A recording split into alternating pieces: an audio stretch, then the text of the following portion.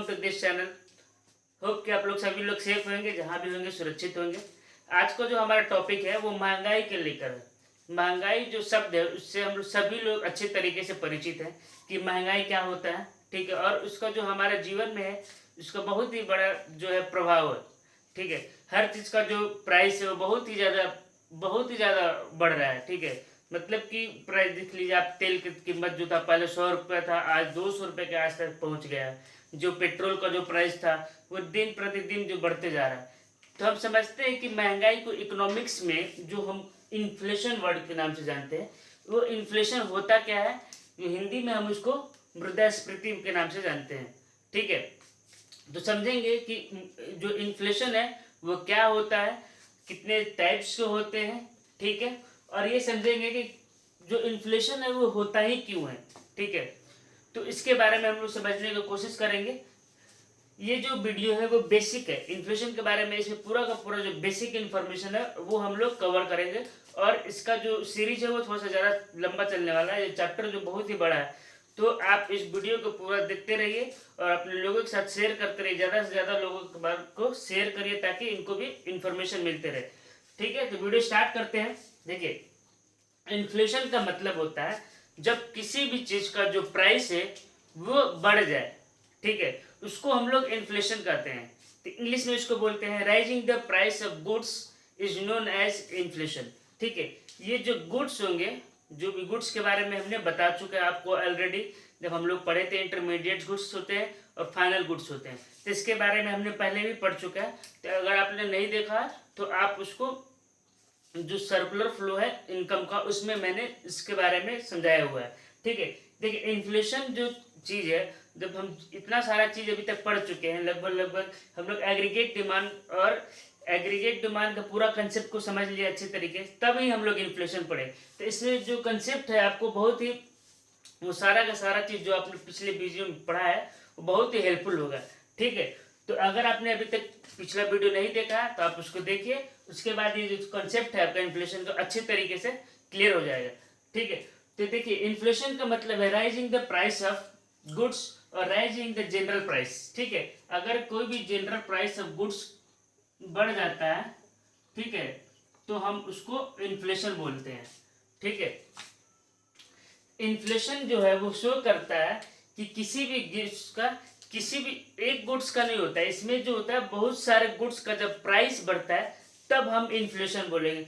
अब मान लीजिए कल चीनी का बस कोई प्राइस बढ़ेगा तो ये थोड़ी बोलेंगे कि हमारे इकोनॉमी में इन्फ्लेशन आ गया, नहीं। मैंने सारे का सारा चीज़, चीनी, आटा, गेहूँ, जो भी है, दाल, जो तेल है, जितना भी सारा चीज़ है, जो क्रूड ऑयल्स हैं, जो ऑटोमोबाइल्स के, सारा का सारा जब जिसका प्राइस बढ़ जाए तब हम बोलेंगे कि हमारे इकोनॉमी में जो है वो इन्फ्लेशन आ गया है, ठीक है।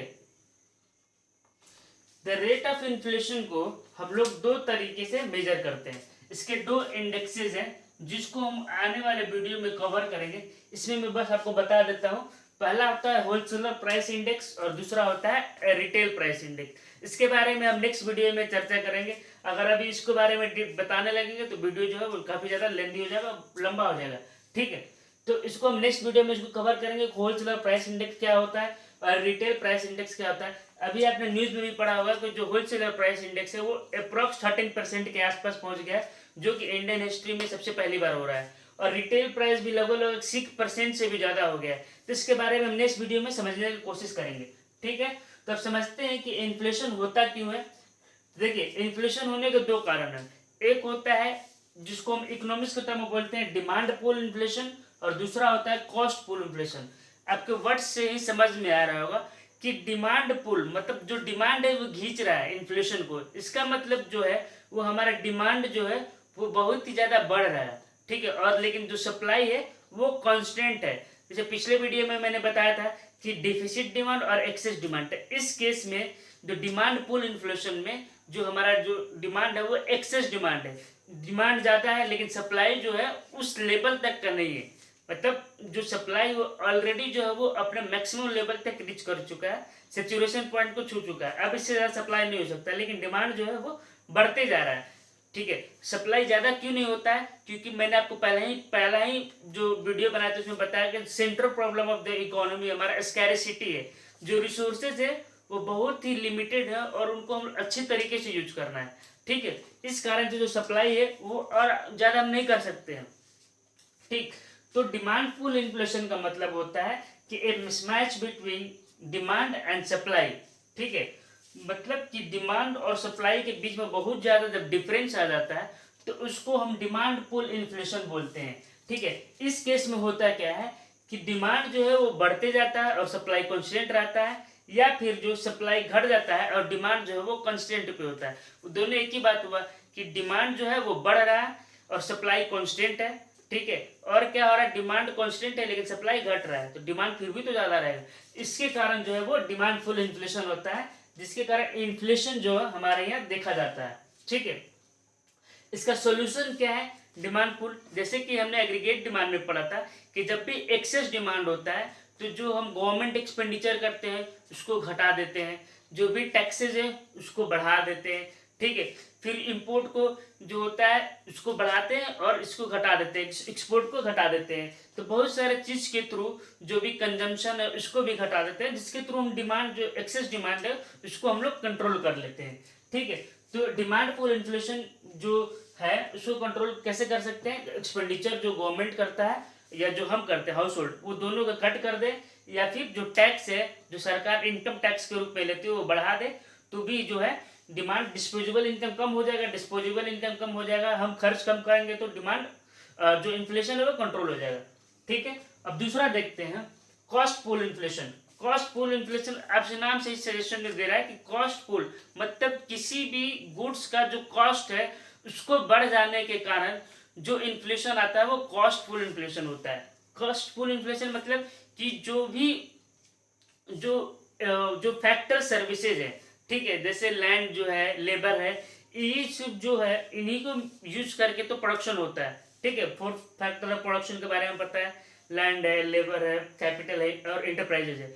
ठीक है, तो क्या होता है कि जो इंटरनल जो कॉस्ट होता है, इनपुट्स कॉस्ट, उसके बढ़ जाने के कारण जो प्राइस जो है वो बढ़ जाता है। जैसे कि जो भी प्रोड्यूसर है अगर उसको लेबर पे ज़्यादा खर्च आ रहा है, उसको रेंट ज़्यादा देना पड़ रहा है, तो जो वो प्रोड्यूस करेगा उसका भी तो प्राइस ज़्यादा होगा। उसका अगर प्राइस ज़्यादा होगा तो बोला ही हुआ कि rise in the price of general, मतलब गुड्स एंड सर्विसेज। जब भी गुड्स का प्राइस ज़्यादा होता है इन्फ्लेशन होता है, तो प्राइस ज़्यादा हुआ है, इसका मतलब क्या हुआ कि कॉस्ट ऑफ प्रोडक्शन ज़्यादा होगा और सिचुएशन जो होगा वो इन्फ्लेशन का हो जाएगा। ठीक है, और जो इसमें क्या होता है कि जो मनी सप्लाई है बहुत ही ज़्यादा हो जाता है। ठीक है, मतलब सप्लाई ऑफ मनी बहुत ही ज़्यादा हो जाने के कारण भी इस पर असर पड़ता है, जिसको हम लोग कॉस्ट पुल इन्फ्लेशन के नाम से समझते हैं। ठीक है, ये दो रीजन है जिसके थ्रू इन्फ्लेशन होता है। होप कि आपको यहाँ तक समझ में आया होगा। अब नेक्स्ट हम लोग देखते हैं कि कितने टाइप के इन्फ्लेशन होते हैं। ठीक है, तो इन्फ्लेशन का बहुत ही ज़्यादा टाइप्स होता है। मैंने इसमें इतना जगह नहीं था, बट जो मेन टाइप्स जो हम सुनते हैं उसके बारे में मैंने लिख चुका। ठीक, अब एक एक करके इनके बारे में समझते हैं कि क्या होता है। ठीक है, होप कि थोड़ा आपको दिख रहा होगा, नहीं दिख रहा होगा मैं थोड़ा जूम करके आपको दिखाऊंगा उसको। ठीक है, अब समझते हैं कि पहला जो लो इन्फ्लेशन।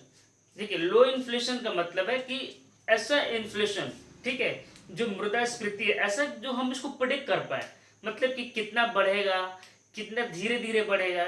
मतलब इनमें नाम से है कि स्लो, मतलब जो इन्फ्लेशन जो होगा वो धीरे धीरे धीरे धीरे ही बढ़ेगा, जो हम वो प्रिडिक्ट कर सकते हैं कि हाँ एक साल तक में यहाँ से यहाँ तक जो रेंज होगा, मान लो 2% से 3% तक इन्फ्लेशन बढ़ेगा, तो उस इन्फ्लेशन को हम लोग लो इन्फ्लेशन बोलते हैं। और इसको क्रीपिंग इन्फ्लेशन के भी नाम से, क्रीपिंग में रेंगता हुआ मतलब धीरे धीरे।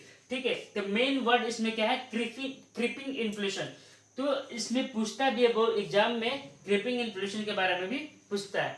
ठीक है, तो आप इसको याद रखिएगा कि लो इन्फ्लेशन को क्रीपिंग इन्फ्लेशन के भी नाम से जानते हैं, जिसमें जो जो है वो लो होता है एंड इन्फ्लेशन जो होता है वो प्रिडिक्टेबल होता है एंड लो होता है। ठीक है, रेंज जो होता है वो 1.5 से 1.5% के आसपास वेरी करता है, वो भी 6 मंथ्स में। ऐसे इन्फ्लेशन को लो इन्फ्लेशन बोलते हैं। दूसरा हाइपर इन्फ्लेशन। देखिए, ये सबसे खतरनाक है। अगर किसी भी इकोनॉमी अगर हाइपर इन्फ्लेशन आ जाएगा तो वो सबसे खराब, इसका उस इकोनॉमी का, उसका जो करेंसी है उसका वैल्यू इतना डिग्रेड हो जाएगा कि वहाँ मतलब जैसे सामान बिकता है उस तरह नोट्स बिकेंगे वहाँ पे, ठीक है। ऐसा ही हुआ था जिम्बाब्वे में कि वहाँ के जो नोट्स है वो रोड पे फेंके पड़े थे, उनका कोई वैल्यू नहीं था, वर्थलेस हो जाते हैं हाइपर इन्फ्लेशन के केस में। इसमें क्या होता है कि इन्फ्लेशन इतना बढ़ जाता है और बहुत तेजी से बढ़ता है, मतलब रात रात में इन्फ्लेशन बढ़ के 10 गुना 20 गुना 100 गुना बिलियंस बिलियंस में पहुंच जाता है, ठीक है। ऐसे केस को हम लोग हाइपर इन्फ्लेशन के नाम से जानते हैं।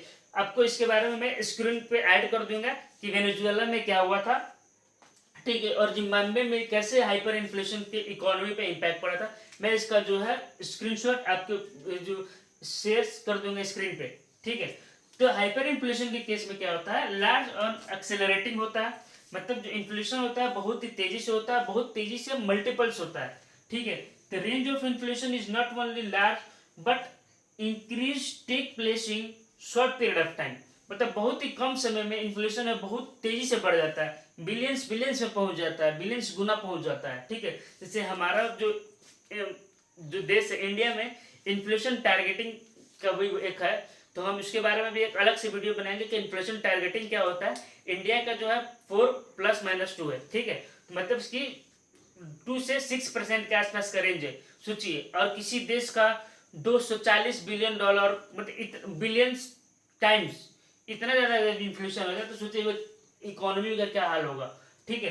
तो इसका जो एग्जाम्पल है, सबसे अच्छा एग्जाम्पल है वेनेजुएला में 2019 में 53 बिलियन परसेंटेज देखा गया, समझ में आ रहा है, नॉर्मल परसेंटेज 53 बिलियन परसेंटेज देखा गया इकोनॉमी में इन्फ्लेशन को, ठीक है। तो उस इनका जो करेंसी है पूरी तरीके से वर्थलेस हो जाएगा, ठीक है, उनकी कोई वैल्यू नहीं रहेगा इंटरनेशनल मार्केट में। जो लोग हैं वो करेंसी होल्ड ना करके अलग अलग जो इंटरनेशनल स्टैंडर्ड्स हैं जैसे फॉरेन करेंसीज को परचेज करने लगेंगे या गोल्ड्स में इन्वेस्टमेंट करने लगेंगे, उनका उस देश का जो करेंसी जो पूरी तरीके से नष्ट हो जाएगा, ठीक है। ऐसा केस को हम लोग हाइपर इन्फ्लेशन बोलते हैं और ये जो है वेनेजुएला जिम्बाब्वे में देखा गया था।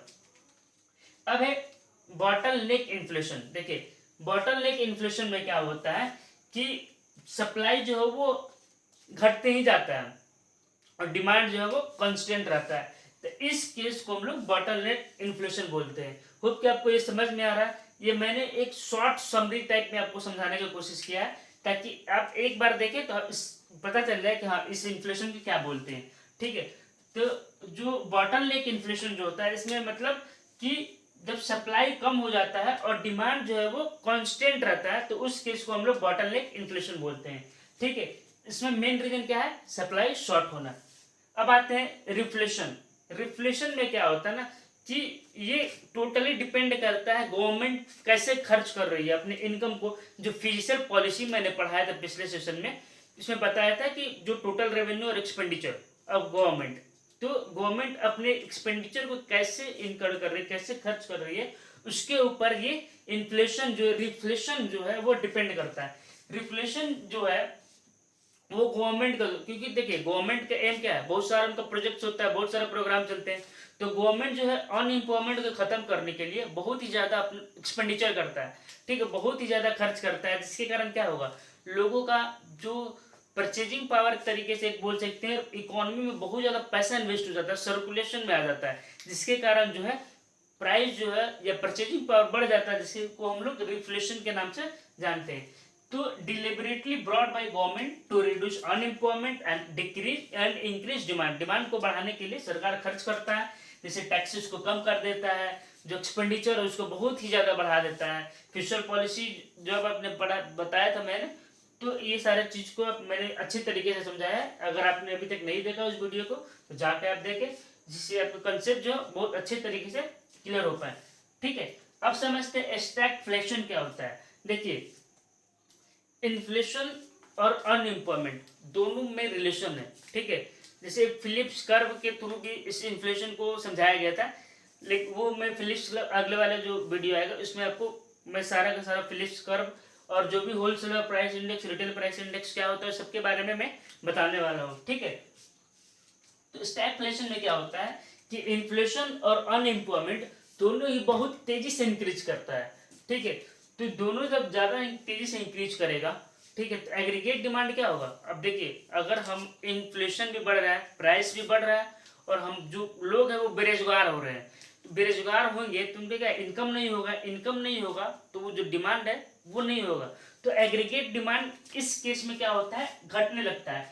बॉटलनेक में क्या होता है आपका कि सप्लाई ही कम होता है। इसमें स्टैगफ्लेशन में क्या होता है कि हमारा जो डिमांड ही घटने लगता है, सप्लाई जो है वो सेम, मतलब सप्लाई अपने जिस तरीके से हो रहा है वैसे हो रहा है। तो उस सिचुएशन को भी हम लोग इन्फ्लेशन बोलते हैं। तो एग्रीगेट डिमांड जो होता है वो कम होने लगता है, ठीक है, in relation to production, production के कंपैरिजन में ये कम होने लगता है। उस सिचुएशन को हम स्टैगफ्लेशन बोलते हैं। स्क्यूफ्लेशन जो है इसमें क्या होता है, देखिए इन्फ्लेशन अलग कंसेप्ट है और रिलेटिव जो गुड्स का जो प्राइस है उसका जो है वो अलग कंसेप्ट है। तो इन्फ्लेशन का मतलब होता है कि continuous sustainable increase in the price of goods. और इसमें क्या होता है कि कुछ गुड्स का जो वैल्यू है, जो कुछ गुड्स का जो वैल्यू है वो इंक्रीज होने लगता है, जो इसका प्राइस है वो इंक्रीज होने लगता है, ठीक है, जिसको हम लोग स्क्यूफ्लेशन बोलते हैं। मतलब इसमें रिलेटिव कुछ गुड्स का, ठीक है। और इन्फ्लेशन में बहुत सारे गुड्स का जो प्राइस बढ़ता है तो इन्फ्लेशन आता है। और स्क्यूफ्लेशन मतलब कि कुछ गुड्स के प्राइस बढ़ने के कारण ही अगर इम्पैक्ट पड़ता है, जैसे क्रूड ऑयल का अगर प्राइस बढ़ता है इंटरनेशनल मार्केट में, या तो देखते हैं इसमें महंगाई बढ़ने लगता है, ठीक है। तो कुछ कुछ जो rising the price of one और small group of commodity over a sustainable period of time without a traditional designation, ठीक है। मतलब सिंपल सा भाषा में कि अगर कोई भी कुछ गुड्स का, कुछ जो सामान है उसका अगर प्राइस बढ़ता है, ठीक है, तो कंटिन्यूअस बढ़ते रहता है तो उस केस को हम स्क्यूफ्लेशन बोलते हैं। होप कि आपको ये सारा का सारा कंसेप्ट अच्छे तरीके से समझ में आया होगा।